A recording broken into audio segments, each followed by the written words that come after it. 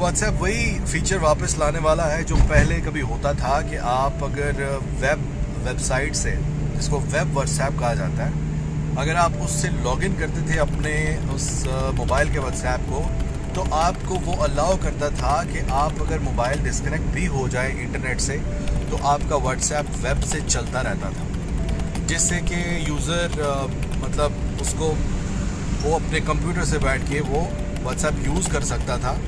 लेकिन उसके बाद जब सिक्योरिटी रीजंस डेफिनेटली कंप्लेंट्स हुई होंगी, व्हाट्सएप को रिसीव हुई होंगी, तो उन्होंने वो फीचर ख़त्म कर दिया और उन्होंने कहा कि अब अगर व्हाट्सएप आपका मोबाइल आपका ऑफ होता है या आपका इंटरनेट भी ऑफ होता है तो आपको रियल टाइम कनेक्टिविटी होगी मोबाइल के साथ, तभी आपका वो वेब पे चलेगा।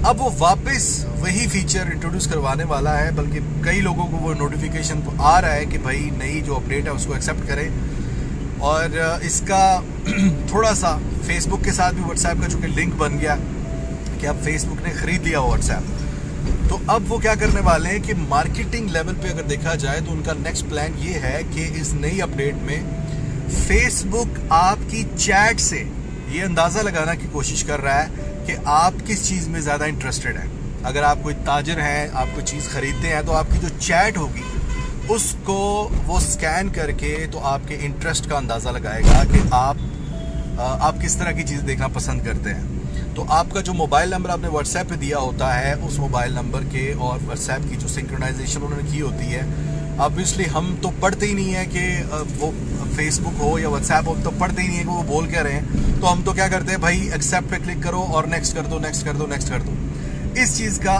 फ़ायदा हमेशा से ये कंपनियां, सोशल मीडिया और जितने भी ऐप्स बनते हैं ये उठाते रहते हैं। ख़ास तौर पर पाकिस्तान के जो 22 करोड़ आबादी है उनमें बहुत कम लोग ऐसे हैं कि जो इन चीज़ों को कभी पढ़ते भी हैं। तो मकसद सिर्फ ये बताने का आपको कि अब आपने अलर्ट इस चीज़ में हो जाना है। मैं टेक्निकली 2-3 पॉइंट समझा रहा हूँ, उस चीज़ का ख्याल रखना है आपने ताकि किसी को कोई नुकसान ना हो। देखें, अगर कोई आपसे ये कहे कि यार अपना मोबाइल ज़रा मुझे दो, या आपका मोबाइल किसी के पास पड़ा हो, तो वो 1 मिनट में आपके जो डिवाइस, आपके जो व्हाट्सएप है उसको अपने पीसी के ऊपर QR कोड के ज़रिए से वो 1 सेकंड लगता है तो वो आपका व्हाट्सएप अपने पीसी पे खोल लेगा। और पहले तो ये होता था कि जब आपका पीसी मोबाइल है वो ऑफ होगा तो उसके बाद वो दोबारा वो खोल नहीं पाएगा जब तक कि आपका मोबाइल कनेक्टेड ना हो। लेकिन अब वो चीज़ वापस आ रही है कि सिर्फ एक बार कनेक्टिविटी के लिए QR कोड की ज़रूरत होगी, उसके बाद आपका किसी पीसी पे व्हाट्सएप खुला होगा, आपको पता ही नहीं चलेगा। तो ये याद रखें, ये चीज़ जो है ये अब आके अपना इन्होंने दिखाना शुरू कर दिया है।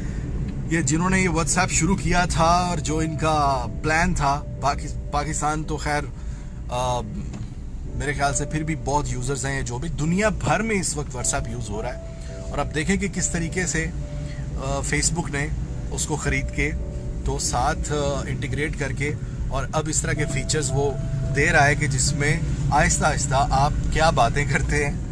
लिखा यही होगा कि एंड टू एंड इनक्रिप्टेड है और आपकी चैट जो है वो खुद भी व्हाट्सएप नहीं पढ़ेगा और ये करेगा वो करेगा, लेकिन ये सब झूठ है, ये सब फ्रॉड है। आपकी जो भी बातें होती हैं वो रिकॉर्ड हो रही होती हैं, वो स्कैन हो रही होती हैं। आपकी लोकल ISP से लेके वो तमाम जो बड़े इनके जो मेन होस्ट है उनको पता होती है कि आप क्या गुफ्तगू कर। अब वो इस गुफ्तगू के ज़रिए से आपके इंटरेस्ट का पता लगा के आपके कॉन्टेंट्स को, आपके कॉन्टैक्ट नंबर को मार्केटिंग के लिए इस्तेमाल करने वाला है। ठीक है, मार्केटिंग के लिए अगर इस्तेमाल करना है तो किसी हद तक ये इतना डेंजरस नहीं है, इट्स ओके। बट सर, आपकी जो आपस में गुफ्तगू होती है, किसी के साथ आपकी कोई सीक्रेट गुफ्तगू है, उसके ऊपर अब थोड़ा सा एहतियात करने का वक्त आ गया है। तो मैं आपको मशवरा ये देना चाह रहा हूँ कि अगर आपने व्हाट्सएप को इस्तेमाल करना है तो बहुत ध्यान से करना है, इसको सीखें यार। मैं आपको मशवरा ये देता हूँ कि अब सिर्फ व्हाट्सएप इस्तेमाल नहीं करना, इसको सीखना है। कोई बंदा जो बाकायदा समझता है कि इन चीज़ों को किस तरह से इस्तेमाल किया जा सकता है सिक्योरली, उस बंदे से क्लासेस लें प्लीज़।